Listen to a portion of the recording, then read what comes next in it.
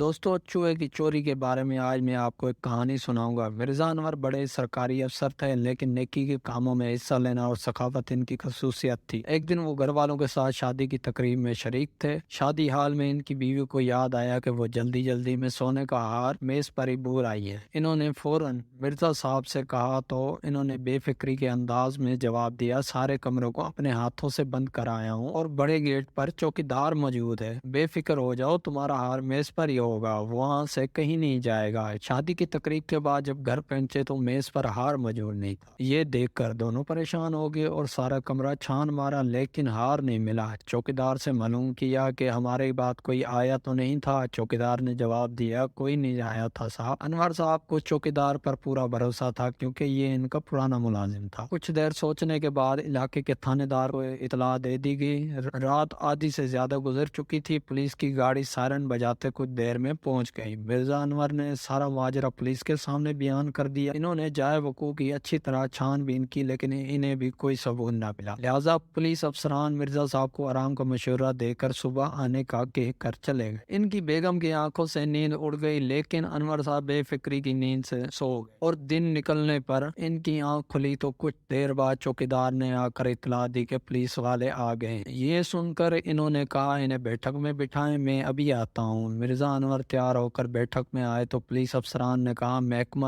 سراغ رسانی کے ایک اہلکار میرے ساتھ ہیں، یہ بھی ایک بار آپ کے کمرے کا معائنہ کرنا چاہتے ہیں۔ مرزا انور نے کہا، ہاں ہاں ضرور، ایک بار پھر سے چیک کر لیجئے۔ سراغ رساں نے باریک بینی سے کمرے کا معائنہ کرنا شروع کیا۔ میز کو غور سے دیکھا، وہ گھٹنوں کے بل چلتا ہوا بیڈ کے نیچے گھس گیا۔ ایک بار وہ زور سے بیڈ کے ساتھ ٹکرایا بھی۔ تھوڑی دیر بعد اس نے بیڈ کے نیچے سے چلتے ہوئے کہا، خدا پہاڑ نکلا چوہا۔ اہلکار جب باہر نکلا تو اس کے ہاتھ میں سونے کا ہار تھا۔ مرزا انور سونے کے ہار کو دیکھ کر ڈونکے اور جلدی سے بولے، یہ ہار آپ کو کہاں سے ملا؟ سراغ رساں نے جواب دیا، ظاہر ہے بیڈ کے نیچے سے۔ وہ بولے، مگر وہاں کیسے گیا؟ آپ کے کمرے میں ایک چوہے کا آنا جانا ہے، لہٰذا ایک بلی بھی پال لیں۔ سراغ رساں نے مسکرا کر جواب دیا۔ مرزا انور اور پولیس افسر اس کا منہ تکنے لگے۔ دوستو آج کی کہانی کا یہیں پہ اینڈ ہوتا ہے۔ اگر اور بھی کہانیاں اس طرح کی دیکھنی ہو تو ہمارے چینل کو سبسکرائب کریں اور بیل آئیکن کو لازمی دبائیں تاکہ ہر آنے والی ویڈیو کا آپ کو نوٹیفیکیشن ملتا رہے۔